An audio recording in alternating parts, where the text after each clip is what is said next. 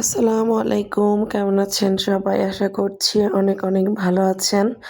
আলহামদুলিল্লাহ আমরাও অনেক ভালো আছি, সুস্থ আছি। তো এখানে আজকে যা রান্না করব সেগুলো নিয়ে আসলাম। এই ছোট, ছোট ইলিশ মাছ ভাজি করব। তো আস্ত ফ্রাই করব। এইজন্য ভেজে নিচ্ছি একেবারে মচমচা করে।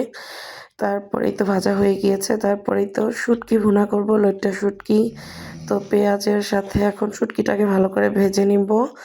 তারপর ভাজা করতে থাকবো। ভাজা হয়ে আসলে আমি সব মসলা দিয়ে দিব। শুটকির সাথে পেঁয়াজের সাথে একেবারে সব মসলা ভালো করে কষাবো। কষানোর পর একটু ঝোল দিব যেন শুটকিটা একটু সেদ্ধ হয়ে যায় আর মশলার সাথে ভালো করে মিশে যায়।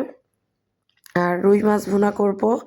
তো এই তো মাথা সহকারে আমার হাজব্যান্ড রুই মাছের মাথাটা টাটকা যেদিন আনে সেদিনই খেতে পছন্দ করে। তো আজকে এই মাছটা এনেছে তাই সেই মাছের মাথাটা আজকেই রান্না করছি, ভুনা করছি।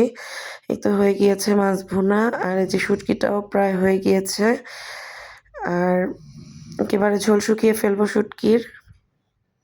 শুটকি তরকারি একেবারে ভুনাই ভালো লাগে। আর রুই মাছের মাথার যে অন্য অংশ ছিল সেগুলো দিয়ে আমি মুড়িঘণ্ট করব। তো এই তো মুগ ডালটাকে ভেজে নিচ্ছি ভালো করে। ভাজা হয়ে গেলে তারপর আমি মুড়িঘণ্টটাও রান্না করে ফেলবো। এই তো মুড়িঘণ্ট প্রায় হয়ে গিয়েছে। এই ঝোলটা শুকিয়ে গেলেই আমি নামিয়ে ফেলবো। একেবারে মাখা করবো। শুকনাই করবো আজকে মুড়িঘণ্টটা। তো আমি মানে সব মসলা দিয়ে কষানো শেষ। একেবারে ঝোল দিয়ে ধনিয়া পাতাটাও দিয়ে দিয়েছি। এখন জাস্ট শুকিয়ে গেলেই হয়ে গেল। আর মিষ্টি কুমড়া ভাজি করেছি। তো এই তো মিষ্টি কুমড়া ভাজি ও প্রায় হয়ে গিয়েছে। এই তো মিষ্টি কুমড়া ভাজিটা দেখতে অনেক সুন্দর হয়েছে আর খেতেও অনেক বেশি মজা হয়েছে।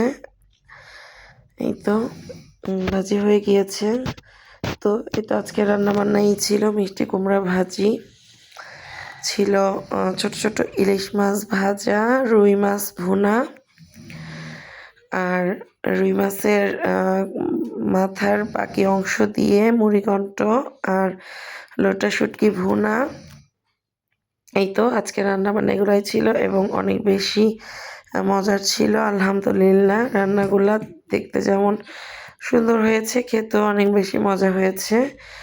ঘরের সবার কাছে তো অনেক বেশি ভালো লেগেছে।